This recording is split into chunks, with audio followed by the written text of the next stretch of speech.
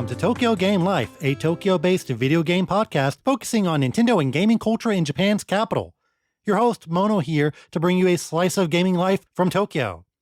We are closing in on the 10-year anniversary of Pokemon X and Y, so I brought on a special guest, Danny from the Retro Wars podcast, to travel with me back to Kalos. The game's history, its ups and downs, the fascinating legacy, the best Pokemon, all will be covered as we return to Game Freak's first foray into 3D. For the feature, we're heading outside of Tokyo to the neighboring Saitama prefecture to check out Suzume Publishing Antique Book Club, a store dedicated to selling video game books. I'll tell you about my trip and what to look out for when buying video game books in Japan.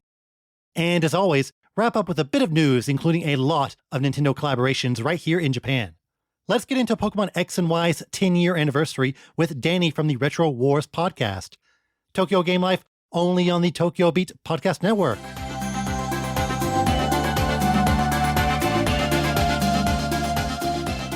Today in the game section, we are celebrating the 10-year anniversary of Pokemon X and Y. Released October 12th, 2013, it heralded the start of Generation 6 of Pokemon and was a major milestone in the franchise as it transitioned to fully 3D graphics. Joining me to dig into everything about this landmark title from Game Freak is a special guest. So guest, please introduce yourself. Hello, my name is Danny, and I'm from the Retro Wars podcast. Thank you very much for having me on the show. Thanks for joining me. Before we get into X and Y, what's your history with the Pokemon franchise in general? I'm a Gen 1er. That's what you would describe me as. I have been there since day dot, ever since the Pokemon franchise came out. I got Pokemon Blue. I've still got my original copies of Pokemon Blue, Red, and Yellow. Still have them to this day. And any time a Pokemon game comes out, I have bought them. And at one stage, I was one of the best in the UK at Pokemon. Officially one of the best in the UK. All right, well, let's start at the beginning for X and Y. January 8th, 2013, Nintendo held a special Pokemon Direct, before they were called Pokemon Presents, and it was hosted by the late great Satoru Iwata. It announced Pokemon X and Y for Nintendo 3DS. Development started in 2010, and it was the last Pokemon game directed by Junichi Masuda. They showed off some gameplay, they showed off the starters, the legendaries, and the release date. It would come out worldwide in October, though to be fair, some countries were excluded, but Japan, US, Europe, and Australia all had the same date. Before this, it would take months or even years before a Pokemon game would leave Japan. What was your reaction to hearing that Pokemon would have a worldwide release? It was interesting that it was going to happen because if you go back to even Generation 1, so when Generation 1 came out and we were all getting excited for it, and it was like, oh, wow, what's this? This is Pokemon. Never even seen it before. And even in the first episode of the anime, Ho-Ho, we're like, what the fudge is that? However, for those who didn't know, Japan were basically already about to hit Gen 2. And we're like, what? What's Gen 2? So we were so far behind the trend, and it remained that way for so long. And finally, I think they'd realized, okay, this console, this where we are now with the 3DS, we're at a stage now where this is worldwide. This can't be, left alone. It has to come out day dot. And also for the fact that the internet had got a lot better. So spoilers were going to be out in seconds. So I don't think they wanted people to be spoiled. Hence why I think they thought, no, it needs to come out now worldwide, which I was so happy with. I was so happy it was a worldwide release. Brilliant. Yeah, this is definitely around the time when Nintendo kind of shifted to all their games having a worldwide release. And I do remember the days of going to Cerebi.net when a Pokemon game came out in Japan, and it would just be random info and like these weird transliterations of their names from Japanese. So to have it day and date as Japan was a really, really big deal that I think a lot of youngsters don't realize. They take it for granted now. I look back at Cerebi now and think of all the work that the guy who runs it, Joe, has to do. Like, I've met Joe. Oh, awesome. I met him at a competition, and I just shook his hand and went, do you know what, mate? I know we've never met, but thank you for everything you've done. Which I don't think he probably does realize, but all the work he does, and oh my, how he does it, I don't know. He's literally the Pokemon man. It's crazy. Yes. So Pokemon X and Y, it was the first Pokemon RPG developed by Game Freak to use full 3D models, as opposed to the sprite-based look of the past games. What did you think about the transition of the actual Pokemon models from sprites to 3D models? Oh, I thought two things. Okay, so at first I was happy because I'm like, okay, great. Nintendo need to go down this, or Game Freak need to go down this route. It's been so long.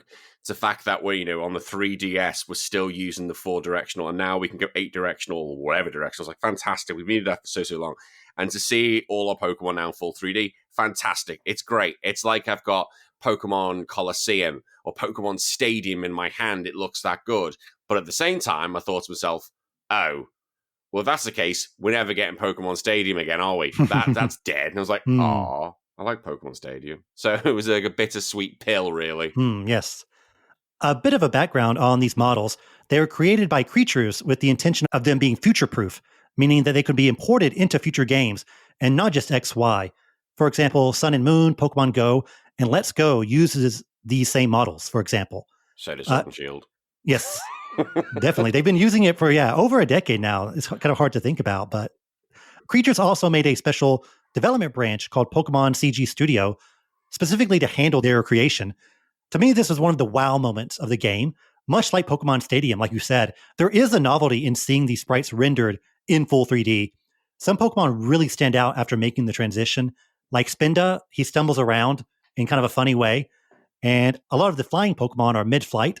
Yeah. One 3D model that really sticks out for me is Love Disc, because I never thought of it being so thick. But again, part of the fun is seeing the Pokemon in 3D, and then you learn something new about them. Were there any specific 3D models that stood out for you? Oh, look, seeing the big three was always great to see Charizard, Blastoise, and Venusaur. But for me, I think seeing Pokemon like Gyarados fully actually like, wow, that's what it's like in the anime. That looks absolutely cool. That looks absolutely amazing. I think really I was taken aback by the Mega Evolutions because they were all brand new. Like we've seen, Venusaur, Charizard, Blastoise, we've seen them on Pokemon Stadium, Coliseum, etc. But to now see all these new ones come out, I was like, okay, seeing them flying consistently, it's like, oh, this looks so good. I was like, my little mind couldn't take it about how good some of these Pokemon looked in 3D, like Mega Aggron. Oh, God. Just outrageously good, like sickening good. Yeah, a major calling card of Pokemon X and Y is the introduction of Mega Evolutions. Usable once per battle, these transform specific Pokemon into super forms, giving them a stat boost and sometimes changing their typing or abilities. For example, Charizard X went from Fire Flying to Fire Dragon. What did you think about the introduction of Mega Pokemon? Game-changing. Absolutely game-changing. At least, basically, I think they looked at Digimon enough and gone, right, it's time to really steal the Digimon trend. I was like, okay, we're going to binge that completely. It was like, no, it's our idea. You didn't, no, not you, Digimon. It's our idea. It's mine. But it changed the VGC scene dramatically because competitively, you use doubles. That's how it's been for a long time. Right. And some of these Pokemon, it basically allowed some Pokemon who you'd never, ever play, ever, becoming literally staples. Okay, so Pinsir. God, Mega Pinsir was incredible, but you're never going to use that in double battles. You just won't. But then you've got Pokemon, or the main ones who you'd want to use were Mega Mawile. That saw usage. Wow, okay, you never thought you'd see that before. Then you've got Pokemon like Mega Lucario. You'd never thought you'd see that.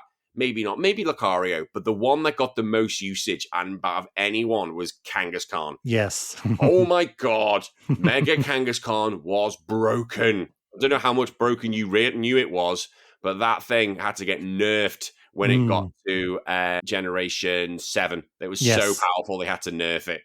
Yeah, Mega Evolution really did start the trend of, okay, this gen will have a temporary battle gimmick that gives your Pokemon crazy powers, which we didn't see before. And after this, we got Z-moves, then Gigantamax, then Terra types. So XY, it really is the start of modern Pokemon games in a way. Yeah. Out of all the things I listed, I definitely think Mega Pokemon is the most fun. Oh, definitely. It has a much more distinct impact on battles. For example, Mega Venusaur gives it a completely new ability that prevents fire and ice attacks from being super effective. So this completely forces the opponent to change their strategy. They can no longer just use an ice attack on Venusaur to knock it out. It's way more cerebral. And if your opponent has multiple Pokemon that can turn into Mega Pokemon, well, which one is it going to be? You need to stay on your toes. But sometimes, though, just because it's Mega doesn't make it better. Mm. And so a Pokemon like Venusaur, you mentioned, yes, it can become Mega Venusaur. However, competitively, you'd rather keep it as Venusaur Mm. because it has the ability Chlorophyll, which under sunlight, it gains double its speed. And then who has automatic sun when they come out? Mega Charizard Y. So those two teamed together were incredible. Gyarados, you would never use Mega Gyarados. Never, never, never. It was Water Dark, and its move was Mold Breaker, which was terrible. So you lose the Intimidate. Although some of them had it, doesn't necessarily mean better. And I thought that was quite interesting because it basically means that, okay, just because you've got it doesn't mean you should use it. It's an option, but it's not always going to be the go-to. And I love that. I really did. Yeah, especially like you said before, Charizard and Venusaur, if you have them both on your team, the opponent might not know exactly which one is the Mega Pokemon. I'm sure if they battled that combo time and time again, they probably figured it out. But there is some sort of mind games with it. I remember my team on X and Y, I used Venusaur, I used Heracross, and maybe some other Pokemon that could Mega Evolve. So it was kind of like, oh, I'm trying to trick my opponent a bit. They don't know which one I'm going to toss out and even which one has Mega Pokemon abilities. And a lot of the designs, they look really crazy, maybe too crazy, but I think they did a great job in conveying what could be the next step for these fully evolved Pokemon. But admittedly, it was pretty broken. Not all Pokemon were created equally. Mega Kangaskhan, like you said before, and also I feel Mega Gengar was also very, very powerful. Yes. And we definitely got way too many, especially when Omega Ruby and Alpha Sapphire came out. But I thought it was a really fun and creative battle gimmick. Oh, I love Omega Ruby and Alpha Sapphire when that came out. I was like, please just give me more Megas. Please give me more Megas. And oh my God, they did. And when I saw Slowbro was getting a Mega, I was like, oh, please, I can't wait to see what he looks like. I was like, oh, he looks poo. But everybody else, like, again, some of them were just incredible to see. Mega Salamence just became amazing. Mega Ray Quasar is my favorite looking Pokemon of all time. It's just, put that in the shiny form in black. It's just heaven on earth. And I was quite sad when we went to Generation 6 and we got Z moves. I was like, oh, that's boring. I don't want Z moves. I want them to change appearance. I want them to look cool. I want them to look different. So when they did it in Generation 8, I was loving it. I was like, yay! Dynamax, they all look different. And I think I love it when they can change Pokemon's appearance. I just think that is so cool. I wish they'd do it every time. Now, Mega Evolutions have been kind of phased out, but maybe XY's biggest contribution to the Pokemon series as a whole are the Fairy Pokemon. It was the first new type since Gold and Silver, and we haven't had a new type since. No. What's your feeling on Fairy Pokemon? At first, when they first hit the scene, they were, again, so overpowered. Because you had Gardevoir, was a fairy types. You had Sylveon, who was the Eevee fairy. The mega for this game, or like the box Uber, was Yveltal and Xerneas. Xerneas was so broken in competitive play. Like, if it used its ability once and you didn't have anything to counter it, you'd lost. You just straight lost. So I think it took a while for them to actually get the balance right because there wasn't enough poison types to really go against. Like, although there was the Mega Gengar, Gengar's still in trouble for some of its other abilities, and it took a while for them to get that balance right. But I love the fact they brought a new type in. I'm still surprised they've not brought another new type in, but maybe they think, we've got to the stage now of 18 types. That's probably enough. Otherwise, it's going to be too chaotic, and maybe that they brought in the fairy type kind of just to put a balance in things, to give dark types another weakness, and give fighting types another weakness, just balance it out a little bit. And I think, should it ever change? No, I think we've got enough types now. I think you pretty much covered everything. I don't know what they would do to increase it further. Yeah, it felt like they were implemented kind of as a counter to Dragon Pokemon, which were really dominating the competitive scene, especially in Gen 5. There were just so many prominent Dragon Pokemon. And by making Fairy Pokemon not only super effective against Dragon Pokemon, but making them completely immune to Dragon attacks, definitely threw a wrench into the era of Dragon dominance. And some Pokemon were retconned to be Fairy, like Jigglypuff and Clefairy, which makes sense because it has Fairy in its name. And I really do love that there is basically a section for cute pink Pokemon, although not all of them are pink. And I'm a huge fan of Sylveon, both its design and using it in the game. Yeah. And speaking of new Pokemon, this game has some. Infamously, I suppose, the number of new Pokemon is quite low. There are 72 new creatures, with 3 of them being mythicals, so only 69 new Pokemon in the main game. What did you Wow. think about introducing such a low number of new Pokemon in this generation? I think they were going back again to Generation 1. I was like, right, okay, what can we bring in? The fact they were bringing Mega Evolution means they can heavily rely on Venusaur, Charizard, and Blastoise. Hmm. You rely on your past to bring in a lot of people because we all know how the marketing can go quite well towards that. I wasn't too fussed with having 71 Pokemon. I always think 100 is a good number. Yeah. Because you think you don't want to, poison the well too much. Because if you have way too many, if you do basically what they did in Generation 5, that Yes. was a huge shock Hmm. for Generation 5, because in that game, it predominantly, all of it were new Pokemon. Right. All. Which was like, what? I'm not used to this. So it was a big shock. I think people were like, okay, we're doing a brand new system, brand new technology. It's going to change the gameplay. Let's just calm it down a little bit. And I didn't mind it. Like, the ones they brought in, some of them were absolute bangers. Some of them were fantastic. So I was like, yeah, you can have that. That's fine. I think hearing that there was only 70 new Pokemon, at first it was kind of shocking. Ideally, you want as many as possible. And I think at least 100 new Pokemon is ingrained in a lot of people. They just want to pass that magic number. But I do think this game marks the shift in Game Freak's design philosophy for the Pokemon. They made sure that every Pokemon has a gimmick or some very notable characteristic, either in terms of unique typing or a new ability or a signature move or a form change. There aren't really any filler Pokemon. There's nobody like Lumineon or Aloma Mola or something, because all the Pokemon in Gen 6, they have something going on. Yeah. For example, Vivillon, you've got the gimmick of the wing patterns being different based on a variety of factors. Aegislash, he only knows 4 moves, but they all work in tandem with each other, and many are exclusive to that Pokemon. Inkay and Malamar are the only dark psychic type Pokemon. Mm-hmm. And you can see this design philosophy on focusing on uniqueness over quantity in the later generations as well. Yeah. I really love the Gen 6 Pokemon. I think many have incredible designs. You've got your cool guys like Greninja and Talonflame. You've got Tyrantrum, which is a T-Rex. Hawlucha, which is a Lucha Libre bird. Ghost Pumpkins, a shrimp whose claw is a rocket launcher. What are your favorite Gen 6 Pokemon? You mentioned Tyrantrum. Oh my God, I love Tyrantrum. I love T-Rex. I often get called a T-Rex because I've got stumpy little arms and stumpy little legs, considering I'm 6'3". I love Sylveon. I think Sylveon. I wish Tyrantrum. I go back to. I wish that thing was more competitively viable because I absolutely love it. Some of them, like, was it? Oh, Goodra. Love Goodra. Goodra is fantastic. Aegislash. What a gimmick Aegislash has. Yes. Love it. Grey Ninja. You can't go. Oh, Grey Ninja was so good. Literally, as soon as I saw Grey Ninja, I just started throwing money at Nintendo. I was like, take all my money now.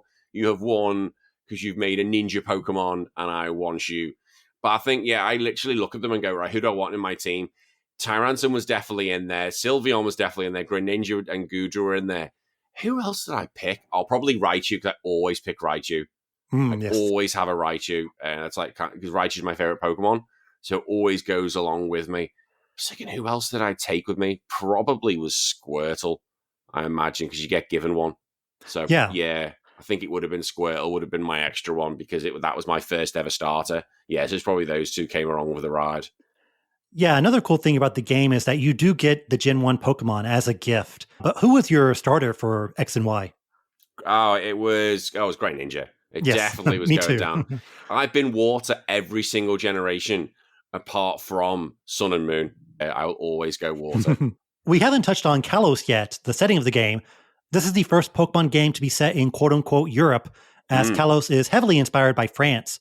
Some landmarks include Lumio City, which is the hub city that can be fully explored in 3D, and not just with a specific fixed camera. There's a lot of places inspired by French history, so you've got a lot of castles and palaces. It has a very luxury type of feel to it, and there's plenty of caves and nooks to find as well. What did you think of Kalos as a region? Loved it.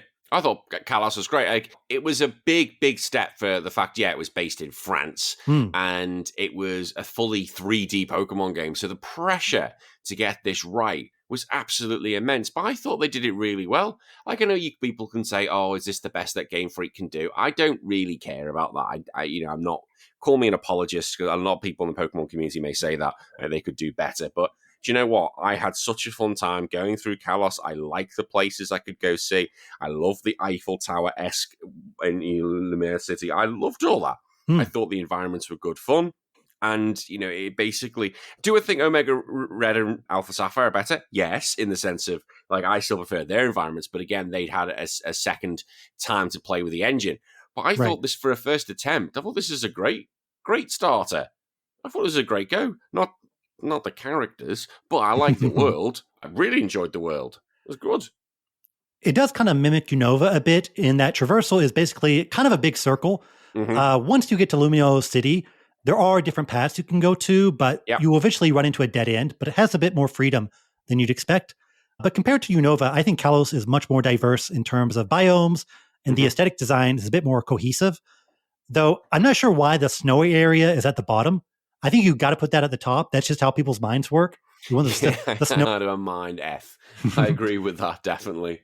And the routes have a lot of alternate paths, and there's a ton of useful things to find when exploring. For example, there's a house you can find that have inverse battles, another new feature where all the type advantages are opposite of each other. And these fun little side things you can discover in the overworld make Kalos really exciting to explore. And I think Kalos maybe has the best gyms in the series. It really was the last game to have traditional gyms, and they did a great job in making each one seem creative. The bug gym has you bouncing on spider webs. There's a rock climbing gym where you need to ascend a mountain. One gym is a quiz show. Another one is a dollhouse, and you warp between the rooms.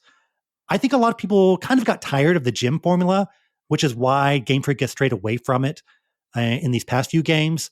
And the idea of entering a building and doing a mini dungeon has kind of been de-emphasized. But I think Gen 6 does a great job in showing how gyms can be interesting and why they were a staple for so long. See, I love gyms. I have loved gyms, and I will literally go to a gladiator arena and fight everyone who disagrees. I think they should stay. Yes. Let's be honest, what they did next, they went to Sun and Moon. Oh, go get the ingredients because I want to make some food. Oh, this is your show, so I'm going to be very nice. But if this was my show, I'd be effing and blinded all day long. That's ridiculous. Make me some food. No, poo. I don't want to make... I want to go a gym battle. I love my gyms. And then you got in Scarlet and Violet. Oh, you're going to do a bit of a challenge. No, it's not Scarlet and Violet. And Sword and Shield. And Scarlet and Violet, they did the same thing. You're going to do little challenges. No, give me a gym. That's all I want is a gym. I don't want you to test the limits of your hardware. I just want a traditional gym. Just give me that. Is that so much to ask for? It's literally putting on a comfy pair of shoes, walking into the water gym and going, right, I know what I'm getting here. Not this go do a side quest thing that's going to, you play Scarlet and Violet, it's going to make the Nintendo Switch suddenly have a heart attack because you can't process so many things on the screen at once. Just give me a gym and I'm happy. Is that too much to ask for? Really? I understand why they kind of moved away from it because, like you said before, the Trials and Sun and Moon, on paper, they seem, quite different. And you have the totem Pokemon battles, which is kind of unique. But I think, the window dressing around as not as exciting as doing a gym, which is kind of like a small mini dungeon. Yeah, the totem battles are a good idea. Add them in, just put them in alongside a gym battle. Oh, you face 3 trainers. Now you've got to face it. Now you've got to do it. I would be up for that. Just add it in. Be great.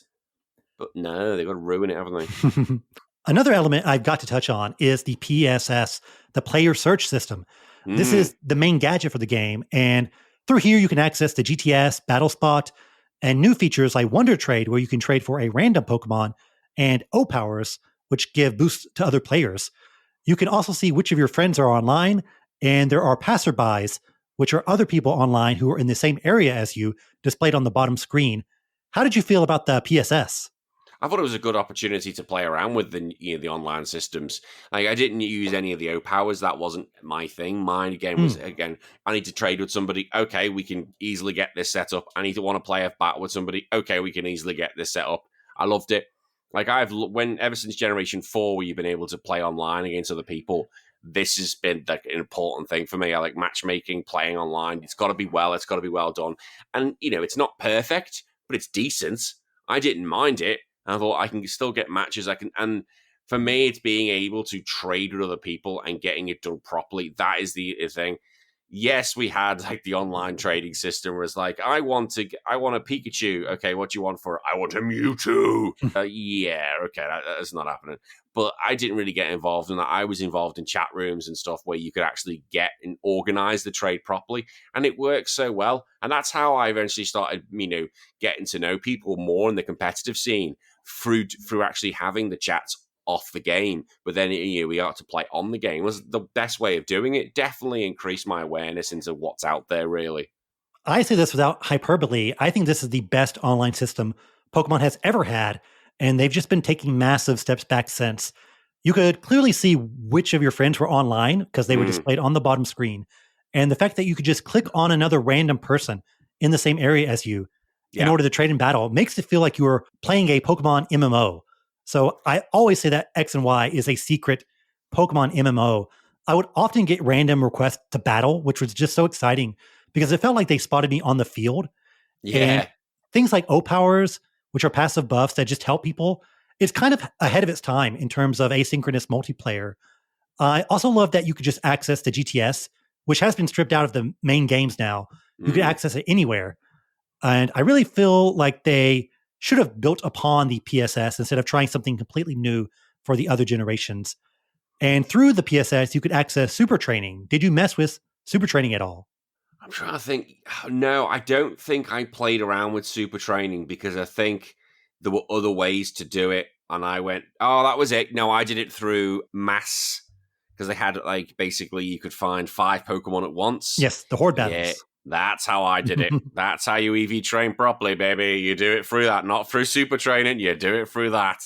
Yeah, super training was technically slower than Horde battles or the quote-unquote normal way to EV train, but it did give people who haven't really messed with competitive Pokemon a kind of a different way or a more accessible way to manage EVs and things like that. So listeners, if you don't know what super training was, it's basically an alternative way to EV train outside of normal Pokemon battles. It made it much more manageable to grind for specific EVs. And there were a lot of items that you could earn in the training mode to help adjust your Pokemon stats. I thought the mini games were pretty fun. And the items you got, like one that just completely cleared all your EVs, was really, really useful. Very. And it really helped me get into competitive battling this generation. And there were some other useful tools to help people get into more serious comp battling, like Destiny Knot. Being able to transfer your IVs to baby Pokemon is still way too annoying and complicated to make a real competitive team for me, even today. But the new editions really helped a lot.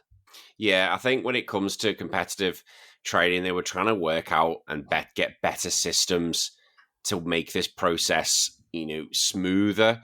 And look, there's basically a continuing online debate about whether you should basically clone Pokemon or gen them or make them yourself. I'm kind of now swayed to allowing somebody to gen Pokemon for me because I don't have the time anymore because I am literally a family man with a full-time job and there is absolutely no chance I have the time to be doing all that.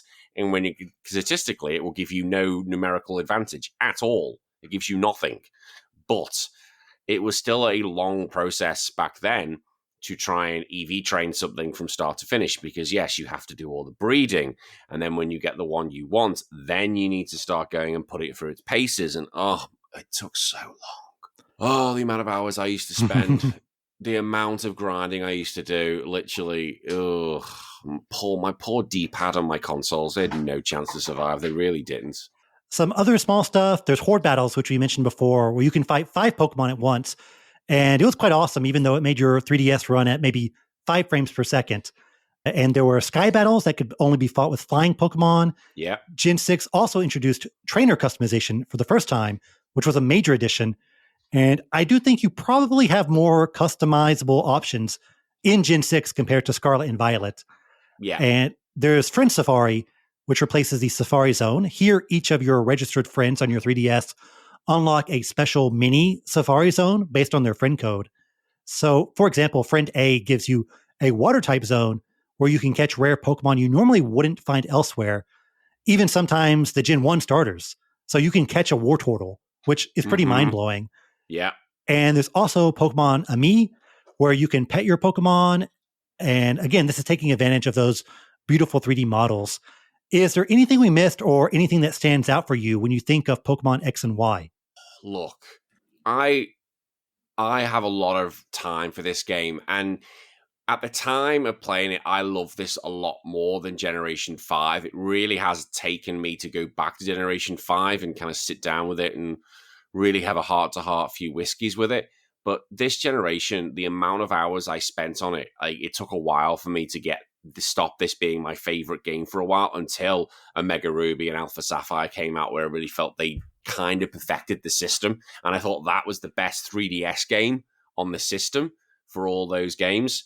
But look, getting to see my Pokemon, really in 3D models was so good. Playing double battles in 3D was so good. It's one of those feelings like, when this is a bit special. This does tick that box to finally seeing a 3D Pokemon game. Oh, thank you very much, Game Freak. The game reviewed very well. It has an 87 on Metacritic, which no Pokemon game since has topped. However, I do think it is viewed a bit negatively amongst the online Pokemon fandom. Why do you think a lot of people turned on the game despite the early strong impression? Oh, because the Pokemon community can never be happy. Look, I've argued to death with so many people, and there's always the common argument is that Game Freak have X amount of money, which I get. They should give us a better product, which I get. But maybe I don't. Maybe I don't look for the same highs as other people do. I see that this game is basically a chess game with rock, paper, scissors. And so I know what we should be aiming for. We're not after like Final Fantasy Square Enix graphics. We don't need that. It's irrelevant.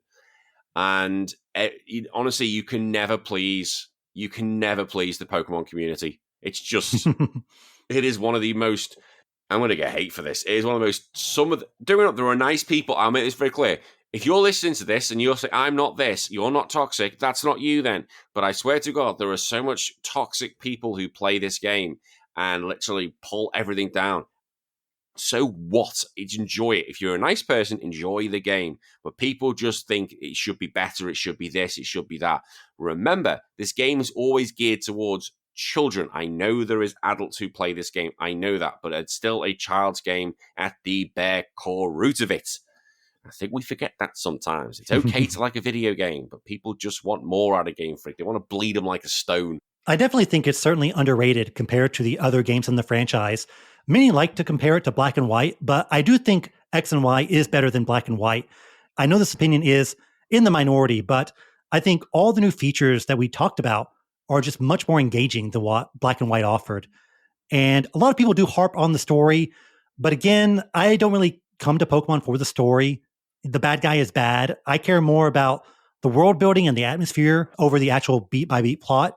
And I do think the world building is pretty interesting because Kalos as a region is kind of modern, but there's also a lot of like Renaissance era, beautiful mansions. There's castles. There's a lot of history there.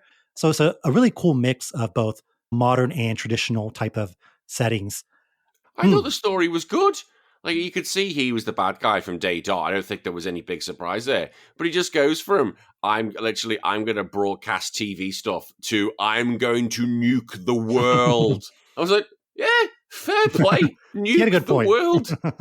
Go nuts, mate. It's like, this stepped up a notch. It's like, wow, you were previously like this little bad guy. Now we're just going to go to destroy everything.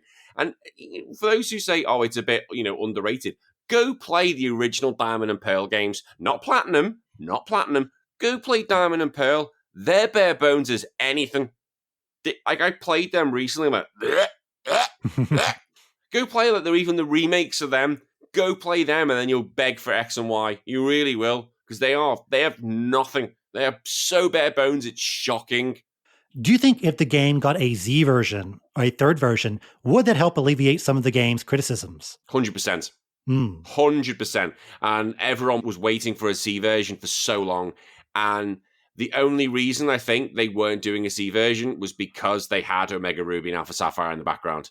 Yes. That was the only reason made me think. And they thought, why bother, making a C version and perfecting this? Well, we'll perfect everything in the next game. And I was like, yeah, no qualms with that. I would have loved to see a Z version. I would have, because obviously it keeps that little trend going. But with Black and White, we didn't get Black and White 3 or 2.5 or 1.5. We just got Black and White 2 as our next one. But I think sometimes we also need to remember these games come out like on a 3-year cycle. Yeah. So that's quite quick. That's fast.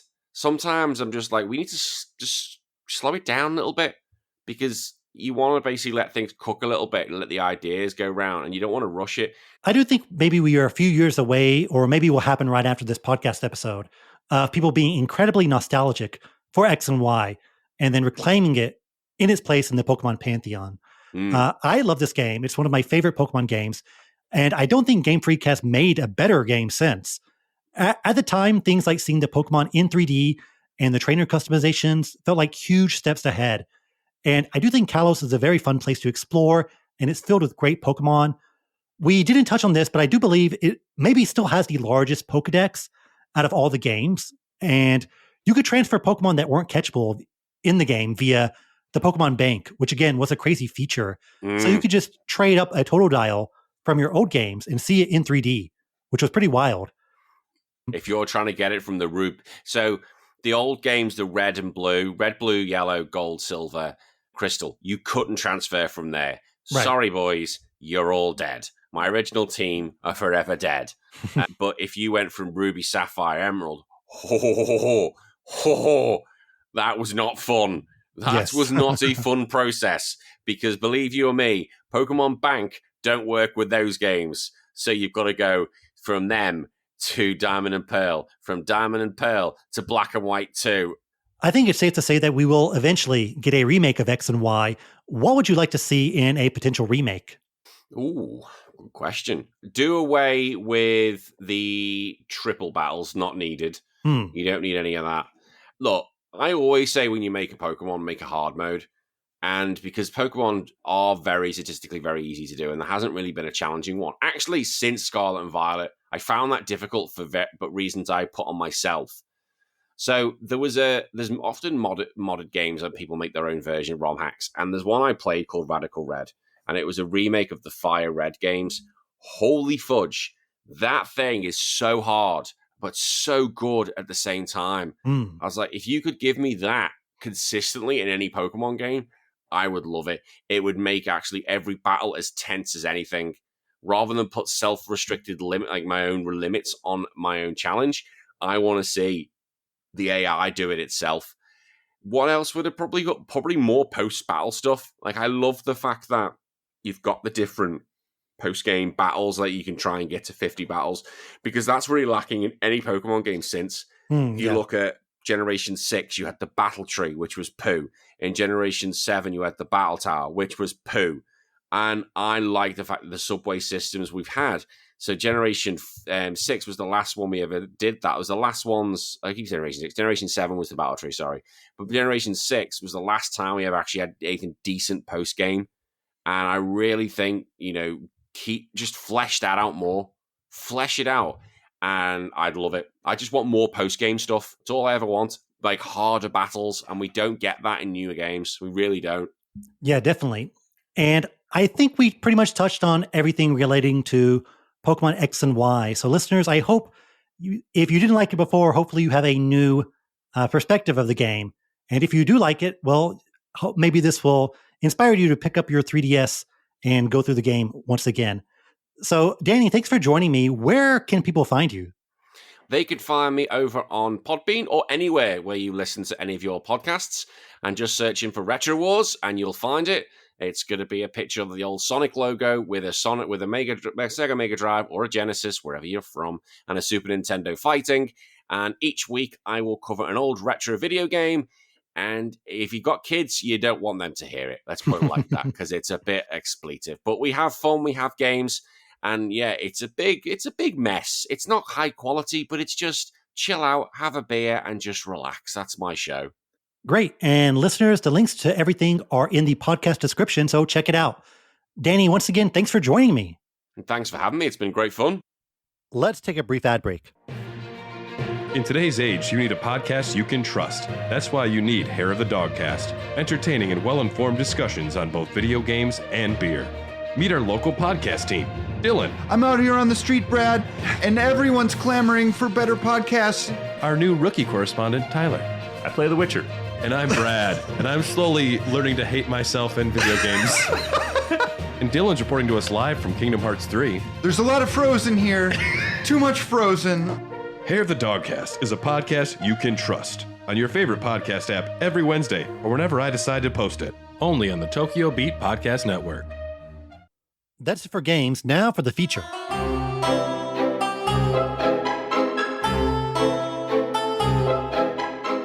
Today's feature is about Suzume Publishing Antique Book Club, or Suzume Shuppan Koshobu in Japanese. It doesn't seem to have an English name, so the one I came up with is a fairly literal translation of the Japanese one. It's a bookstore located in Koshigaya, Saitama. What's Koshigaya famous for? At first I thought nothing, but Wikipedia says they are famous for producing Daruma dolls. But when I went there, it's not like they had a big Daruma doll at the train station. It seemed like a fairly normal Japanese suburb or bedroom community. But hidden in this humble locale is Suzume, a bookstore dedicated to video game books. They also tout that they sell books about erotica and mahjong, but mostly video games. It's a very small bookstore that's filled with hundreds, maybe thousands, not sure, didn't count, but it has rows and rows of video game books. From the floor to the ceiling, you'll find magazines, novels, nonfiction works, comics, and everything else you could possibly think of. It also serves as the home base of Suzume Publishing, a small indie publishing company focusing on video game books. Sadly, I can't find a whole lot online about the origins of the place. The Twitter account for the store opened in 2019, and the publishing arm's Twitter is 2017. Most Japanese impressions are from around 2020, so I can only assume that it opened up in the past few years. Despite being somewhat new, it has a large and impressive collection of Japanese books from the 80s to today. It's run by Kagi Yamada, who I did speak to and I got his business card.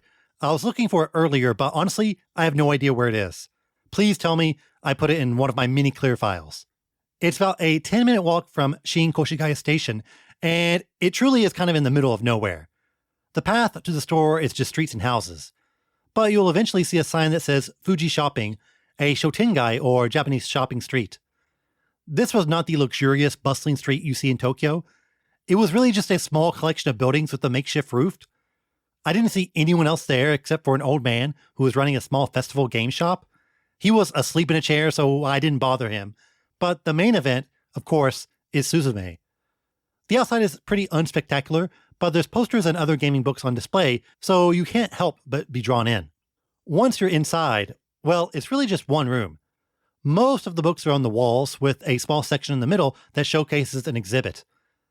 They had video game doujinshi books, or fan books, as the exhibit on my visit. Many were black and white video game magazines made by fans, which was a popular trend back in the 80s and 90s. That's how Game Freak started, believe it or not. The shelves are broken up into their own little sections. There's an area for video game magazines, one for strategy guides, one for fiction books, and an area for nonfiction books, etc. And within these sections, there are further demarcations, such as categorizing the magazines by their name or by what generation they covered. One section is dedicated to 32-bit games, for example. If you're looking for something specific, it's relatively easy to find, though it's likely just faster to ask Mr. Yamada. Many of the books are in excellent condition, even the magazines. Every one is in a plastic cover to help protect it from damages, so a mag from 1995 looks like it could have been printed yesterday. It's pretty incredible how specific a lot of these old magazines were. Falcom had their own magazine, every console had one too, like Sega Saturn and PC Engine. I love old Japanese gaming magazines due to their incredible covers, often featuring custom art. Marukatsu PC Engine had their own cast of characters that would often appear on the cover, dressed like characters from whatever game they were featuring. Even if you can't read Japanese, they make for great display pieces. I've always thought Japanese magazines had incredibly creative layouts that are vibrant and engaging. You want to own it as a piece of art, and not just as a piece of journalism. Of course, they have a lot of Famitsu editions as well, even going back to when it was called Famicom Tsushin. And the shop even has the very first issue of Famitsu on display. It's about $130, which is both super expensive for a magazine, but also manageable if you're a hardcore collector. It's not like this thing is a Charizard card. The guides also fall into this category. Many have a lot of custom unofficial art. I picked up a Zelda 1 and Super Mario 64 guide, and both are filled with hand-drawn maps, comics, strange renditions of enemies, and just a lot of other fun things to discover in the books. They sold these pretty cheaply back in the day, but these were really packed to the brim with handcrafted content. Most of the fun of visiting Suzume is discovery, coming across things you had no idea that existed. Did you know there's a King of Fighters 98 4-komo manga? I didn't. I also took a picture of a small guide called Korega Family Computer Da, or This is the Famicom. I showed it to my wife and she freaked out. She said that she had it as a child. So for Japanese people, this place likely houses a ton of nostalgic items that are in excellent condition. As someone who did not grow up in Japan, though, it's really a treasure trove of gaming artifacts I never knew existed. The vast majority of their stock is retro stuff, but they also do have some more recent works, especially in the art book section. I really could just spend this entire segment listing off books I saw. To be honest, a lot of it is difficult to explain out of context and without pictures. Like Keep On Super's strategy guide for SimCity that features a real-life statue of the Mario statue from the game. Outside of books, I do sell some other random items like video game vinyl records, and a few rare video games too. They had the multi-screen Mario Bros. Game & Watch, and weirdly stone protectors for the Super Famicom. This is a game based off of a short-lived American cartoon series. You can buy it on Steam for about $10, but wouldn't you rather spend $500 to own a Japanese boxed copy? Now, the big question, how are the prices? To be honest, they aren't the best around. I looked up that Zelda guide I bought online to see how much it was going for, and it was cheaper to get it online than in the shop. But again, you got to add in shipping and handling, but I still think even with all the fees, it was cheaper to buy it online.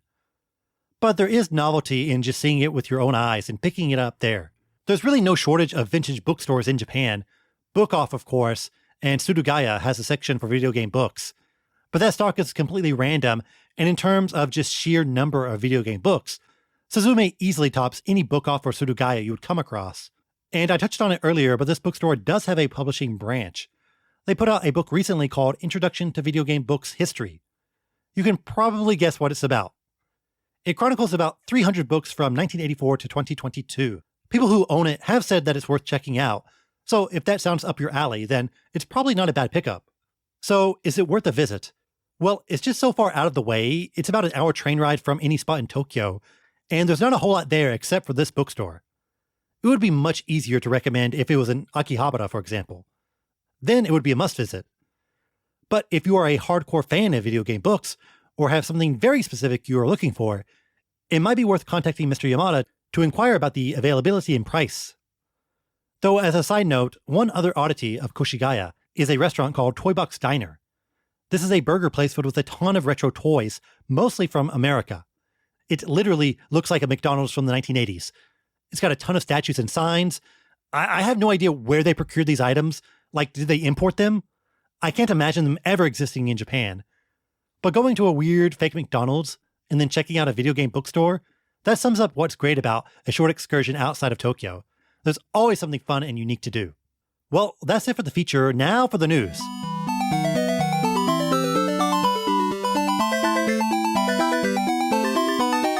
There's quite a bit of news this week. The biggest and saddest being that the online services for 3DS and Wii U will cease in April 2024. Pokemon Bank may not be affected though, but you should probably move those guys over to home if you haven't done so already. This is a pretty standard news item for Nintendo. Not too long ago, they cut off the ability to buy anything on their hardware, and before that, you couldn't add any money. So it was only a matter of time before all online services ceased. A lot of people are, of course, angry about this, and there's always the issue of game preservation. But we've been through this dance so many times that I can't really get angry about it. 13 years of online play for the 3DS is a pretty good run if you want to quantify it like that.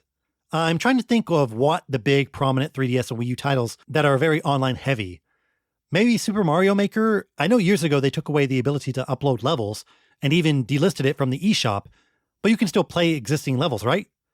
It would be sad for all those levels to disappear.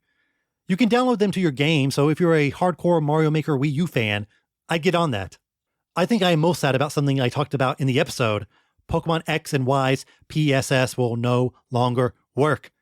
It's like removing the Mona Lisa from the Louvre. It does make me wonder, when will they cut off online services for the Switch? It's got to happen eventually, right?